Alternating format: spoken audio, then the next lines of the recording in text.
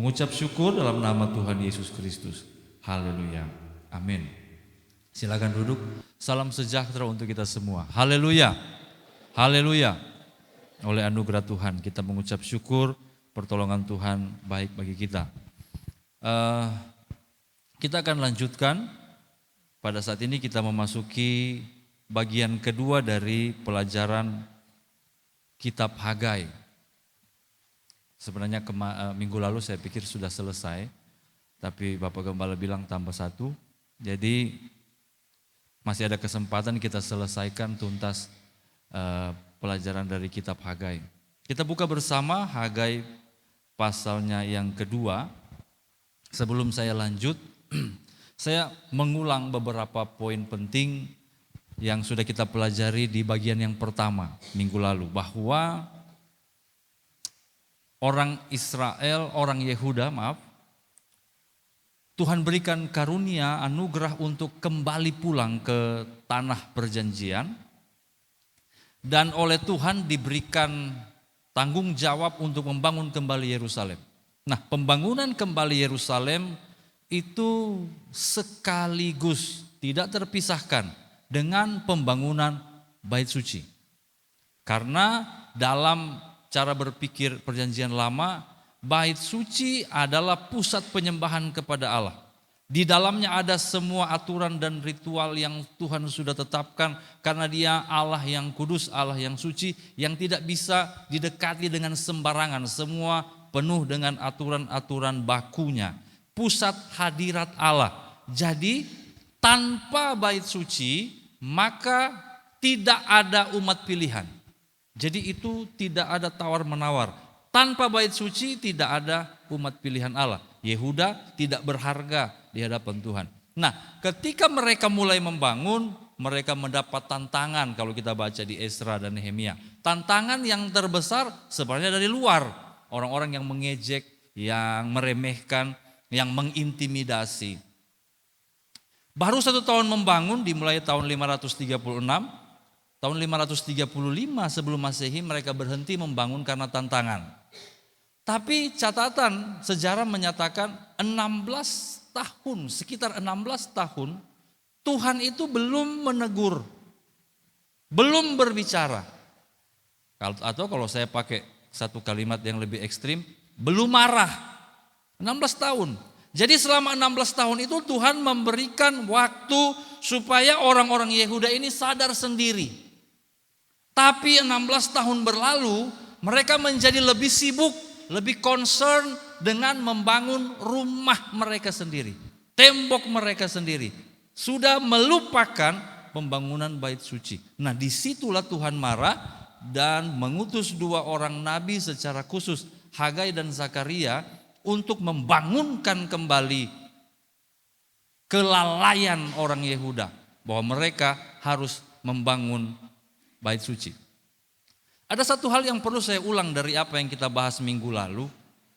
Ketika Tuhan mengutus Hagai untuk bicara menegur orang Yehuda, Tuhan tidak menegur dan memperingatkan mereka atau mengakui tantangan dari luar. Tidak ada satu kalimat pun di kitab Hagai bahwa kasihan ya Besong, memang ada tantangan dari orang Samaria, dari Sanbalat, dari orang-orang yang mengintimidasi. Kuatlah ya, bersemangatlah. Tidak ada. Tuhan tidak urus itu.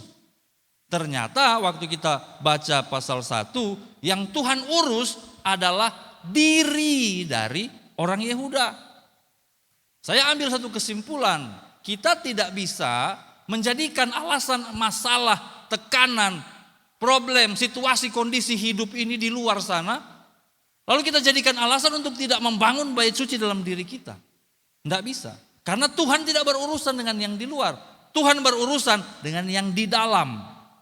Dan minggu lalu kita sudah pelajari bahwa kalau kita mau sorot dari sudut pandang perjanjian baru, pembangunan bait suci itu bukanlah pembangunan gedung gereja.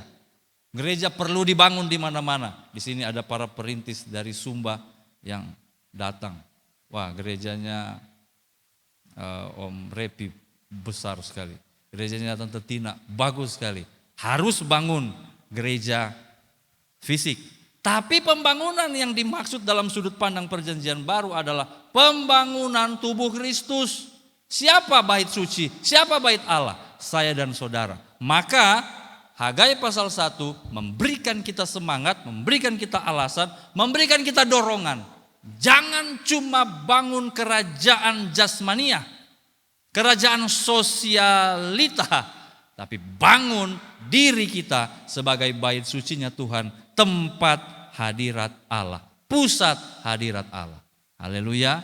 Dan minggu lalu kita sudah belajar, jika kita melakukannya ada berkat-berkat Tuhan. Sekarang kita pindah kepada bagian yang kedua.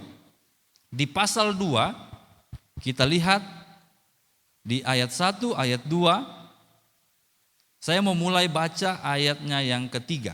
Perhatikan firman Tuhan dengan perantaraan Nabi Hagai. Katakanlah kepada Zerubabel bin Sealtiel, bupati Yehuda, dan kepada Yosua bin Yozadak, imam besar, dan kepada selebihnya dari bangsa itu demikian. Perhatikan ayat 4. Masih adakah di antara kamu yang telah melihat rumah ini dalam kemegahannya semula? Dan bagaimanakah kamu lihat keadaannya sekarang? Bukankah keadaannya di matamu seperti tidak ada artinya? Saya membaca banyak tulisan tentang bagian ini dan saya mendapat satu kesimpulan. Waktu Zerubabel bersama orang-orang Yehuda mulai membangun kembali bait suci yang sudah dihancurkan. Di antara orang-orang Yehuda masih ada orang-orang tua yang masih sempat melihat kemegahan bait suci yang dibangun oleh Salomo. Dong masih riki. Mungkin dong itu waktu masih kecil, masih remaja. Tapi mereka masih dapat impresi kehebatan, kemuliaan dari bait suci yang dibangun oleh Salomo. Bapak Ibu bisa baca itu di kitab Raja-Raja. Bagaimana pembangunan Tawarikh, bagaimana pembangunan bait suci yang sangat mewah. Oh, dengan kualitas bahan yang luar biasa, dengan emasnya, dengan peraknya, dengan tembaganya, dengan kayu-kayu terbaik. Nah, waktu Zerubabel mulai membangun di kitab Hagai ini, kasihan. Tidak ada sumber daya alam yang seperti pembangunan bait suci Salomo. Semua harus serba apa adanya. Dari kualitas bahan sobeda, dari keahlian pembangunan subeda, yang penting bentuk jadi, tapi kualitas tidak seperti yang lama. Maka akan ada orang-orang tua yang mulai lihat, Zerubabel ini karmana sih? Kau tuh masih dapat nah. Udah mulai bercerita, beta waktu itu masih kecil, 7 tahun, mabe tahu. Be ada sempat lihat, itu bait suci Salomo, megah, hebat, luar biasa. Ini Zerubabel dengan Yosua, dong ada bangun apa ini? Tidak sebanding. Dan ini menimbulkan kekecewaan tersendiri bagi orang-orang tua. Dan saya mau beritahu bahwa emosi negatif sangat menular. Sangat menular. Bapak Ibu, kita semua punya kekecewaan terhadap apapun. Tetapi kalau itu bisa berpengaruh ke orang lain, mending ditahan. Dapat mempengaruhi semangat orang lain, lebih baik diam. Karena ketika itu disampaikan, maka bisa menyebabkan keresahan, bisa menyebabkan kelemahan. Dan fenomena ini sudah terjadi. Dari sudut pandang perjanjian baru atau dari sudut pandang kita saat ini, Bapak Ibu Saudara, kita ini dalam membangun diri kita sebagai tubuh Kristus, sebagai bait suci. Bisa saja pencapaian kita di masa lalu atau kualitas yang kita punya tidak seperti dengan apa yang orang lain miliki. Bisa saja situasi yang pernah kita alami tidak seperti situasi yang ada sekarang. Dan maaf, situasi-situasi ini bisa mendorong kita, bisa menyebabkan kita nyinyir. Saya kasih contoh yang buruk tentang hal ini. Kalau yang positif banyak, saya ambil yang buruk dulu. Ketong dulu, kebetulan saya hamba Tuhan muda, jadi saya bela yang masa kini supaya ketong dulu. Soalnya ada sound system, keyboard ketong sonde kenal. Hanya apa? Gitar 4 tali, sonde ada gitar 4 tali. Ukulele, drum ketong sonde tahu apa itu drum? Hanya ada, kalau di Manado bilang gici-gici, tahu gici-gici? Marakas, apa? Ya apalah itu yang ada dia pun isi-isi cek. Tapi kalau ketong so menyanyi, damai sorga ada dalam hatiku, ciki damai sorga. Ukulele, damai cing cerek, damai sorga ada dalam. Itu Roh Kudus turun, wih menyala, baapi itu ibadah. Sekarang do musik seberapa orang di atas, singer so berbaris, WL so salto, sonde dapat sedikit juga perasa. Hati-hati. Itu ucapan yang tidak baik. Saya tidak tahu apakah ada di antara orang-orang tua kita. Mudah-mudahan tidak ada. Karena kita ada di situasi yang berbeda. Di pergumulan yang berbeda. Bait suci Salomo punya masanya sendiri. Bait suci Zerubabel punya masanya sendiri. Karena itu firman Tuhan harus datang mengingatkan kepada Zerubabel dan Yosua yang kalau kita baca di 2 ayat ini sudah mulai lemah.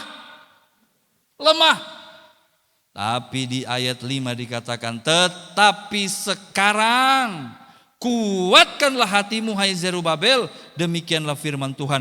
Kuatkanlah hatimu hai Yosua bin Yozadak imam besar. Kuatkanlah hatimu hai segala rakyat negeri, demikianlah firman Tuhan. Bekerjalah sebab aku ini menyertai kamu, demikianlah firman Tuhan semesta alam. Katakan amin. Just do it. Bekerja saja. Jangan pedulikan dengan nyinyiran jika itu melemahkan hati. Sebaliknya ada juga, ambil contoh yang buruk juga sekarang, ketika ada orang-orang berpikir, kalau zaman dulu ketong pakai yang zaman dulu punya, pun ketinggalan zaman lah. Ketong sekarang ini harus ada dia pun sistem, harus ada dia pun inilah itulah. Wah, itu salah juga itu. Mengkritisi masa lalu, kenyinyiran pada masa lalu juga keliru. Bapak Ibu, saya mau tarik ke hal yang lebih pribadi. Perjalanan hidup saya dan saudara, kita jalani masing-masing. Yang setuju bilang amin. Pergumulan kita masing-masing tidak ada yang sama. Bahkan suami istri sekalipun, dengan persoalan keluarga yang sama, tapi rasanya pasti beda. Jika demikian, maka dengar, fokuslah kepada perjalananmu. Hai Zerubabel, hai Yosua, jangan takut. Kuatkan hati, kuatkan hati, kuatkan hati. 3 kali diulang. Yang penting sekarang bukan melihat situasi, tapi melihat pekerjaan. Bagi saya, bagi saudara, ada pekerjaan Tuhan untuk masing-masing kita. Yang setuju bilang amin. Bilang kiri kananmu, ada pekerjaan. Haleluya. Nah bekerjalah. Tapi saya mau tarik lebih jauh di ayat 6. Dikatakan begini, sesuai dengan janji yang telah kuikat dengan kamu pada waktu kamu keluar dari Mesir. Dan rohku tetap tinggal di tengah-tengahmu, janganlah takut. Katakan amin. Bapak Ibu, pekerjaan yang dipercayakan Tuhan kepada saya dan saudara untuk dilakukan sebagai bait-bait sucinya Tuhan, bukan pekerjaan pribadi yang harus kita tanggung sendiri. Firman Tuhan berkata, diikat janji itu sejak keluar dari Mesir dan roh Allah tinggal di dalam kita. Maka ini adalah pekerjaan bersama dengan Tuhan. Sehingga di Perjanjian Baru ada sebuah ayat yang berkata, segala perkara dapat kutanggung di dalam Dia yang memberi kekuatan kepadaku. Boleh bilang amin? Ada di sini yang takut, ada di sini yang lemah. Jangan tanggung sendiri, tanggung di dalam Yesus. Maju dan bekerjalah.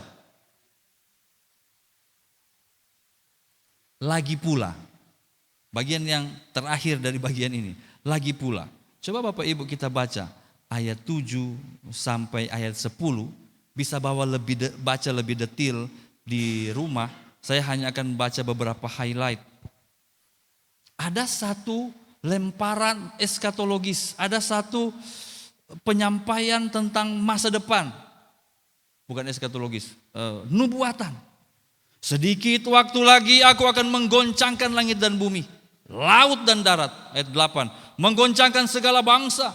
Barang yang indah-indah kepunyaan segala bangsa datang mengalir. Aku akan memenuhi rumah ini dengan kemegahan, firman Tuhan semesta alam. Kepunyaankulah perak emas, demikian firman Tuhan semesta alam. Rumah ini, ayat 10, kemegahannya yang kemudian akan melebihi kemegahannya yang semula, firman Tuhan semesta alam. Dan di tempat ini aku akan memberi damai sejahtera, demikianlah firman Tuhan semesta alam. Saya pernah dengar pendeta atau pandoti khotbah.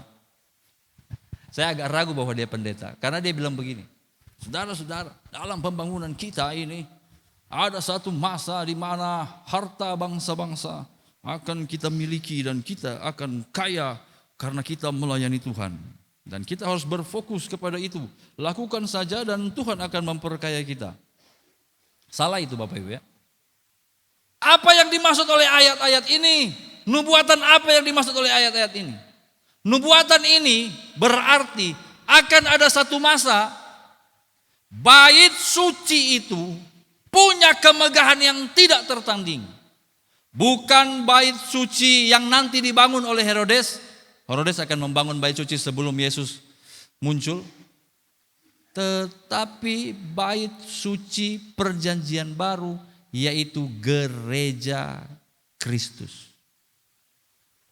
Dari bangsa-bangsa, maka penghuninya yang di dalamnya bukan lagi orang Yahudi saja. Bukan keturunan Abraham secara lahiriah saja, tetapi orang Rote termasuk, orang Alor termasuk, orang Chinese termasuk, Manado juga masuk, Jawa lari cepat-cepat masuk, bule juga masuk di dalam. Maka semua harta dunia terkumpul di sana, dan di sana akan ada kemuliaan, kemegahan yang jauh melebihi kemuliaan kemegahan bait suci Salomo, yaitu kemuliaan dan kemegahan Kristus. Maka pada akhirnya pembangunan bait suci kita sebagai bait Allah bukan untuk kesombongan dan kebanggaan. Ini beta sudah jadi anak Tuhan, beta su aktivis gereja. Bukan, tetapi kemuliaan hanya bagi Tuhan Yesus. Kok amin cuma pelan. Sehingga kita punya satu cita-cita yang lebih mulia daripada sekedar diri. Cita-cita yang lebih mulia daripada sekedar kepemilikan jasmania. Cita-cita yang jauh lebih mulia, yaitu Kristus berkemuliaan dalam kerajaan sorga di dalam diriku. Saudara, bayangkan kita menjadi tempat kemuliaan Kristus. Saudara, ini akan menyelesaikan semua keinginan. Orang tuh bagaya untuk apa sih? Orang bagaya untuk apa? Beli handphone mahal untuk apa? Padahal kan tetap sama, SMS, WA, telepon. Sebenarnya secara fungsi kalau tidak perlu-perlu amat, handphone 2 juta dengan 20 juta ya sama saja. Kecuali Anda konten kreator. Tapi kenapa harus beli handphone mahal? Supaya mendapat kemuliaan. Supaya ketika kotong berjalan agak bagaya sedikit. Bawa handphone. Orang lihat, wih handphone mantap oh. Kenapa kita harus make up? Kenapa kita harus, maaf ya ibu-ibu. Kenapa harus baju bagus? Kemuliaan itu kan dicari. Tapi saudara, sampai di mana? Mau sampai kapan? Saya punya istri itu punya kebiasaan yang tidak baik. Mengirimkan saja saya reels Instagram, proses operasi plastik di Korea dan di Thailand. Oh Tuhan Yesus, minta ampun. Dari muka begini jadi begitu. Hanya untuk apa? Karena tidak ada kepuasan di dalam diri soal apa yang dia miliki. Bapak Ibu, saudara-saudara yang dikasihi Tuhan, kemuliaan Kristus turun di atas bait suci yang sederhana bernama Hitrewa ini. Maka dia akan memiliki kepuasan, ketenangan, kedamaian.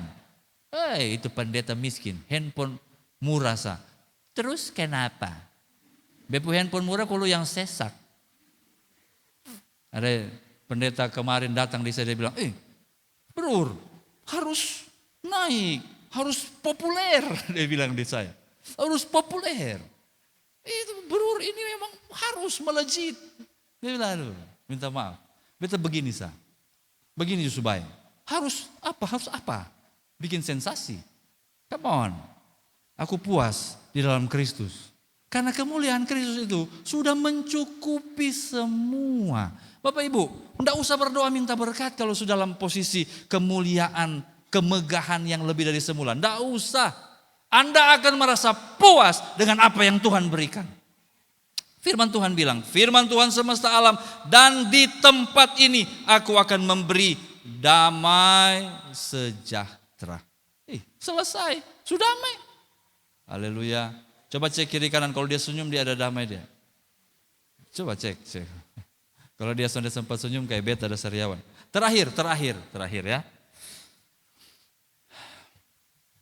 Tapi, nah ini dia, terakhir. Ayat 11 sampai 15. Rupanya dalam proses pembangunan itu ada orang-orang yang tidak layak. Atau yang disimpulkan oleh bahasa Indonesia, orang-orang najis turut dalam pembangunan. Saya tidak tahu apakah motivasinya murni atau tidak, tapi kalau dari firman Tuhan melalui Nabi Hagai, rupanya ini orang-orang hanya ikut rame dan pokoknya ikut. Supaya ada andil di situ. Perhatikan apa firman Tuhan kepada bangsa Israel. Ayat 12. Beginilah firman Tuhan semesta alam. Tanya pengajaran kepada para imam.